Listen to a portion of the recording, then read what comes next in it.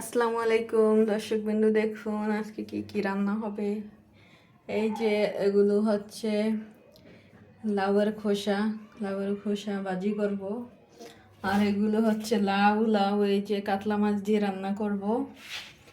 আর এখানে হচ্ছে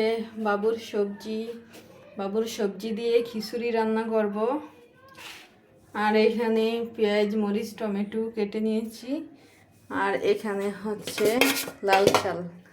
লাল চাল রান্না করব, কারণ আমরা স্বাস্থ্যসম্মত খাবার খাই।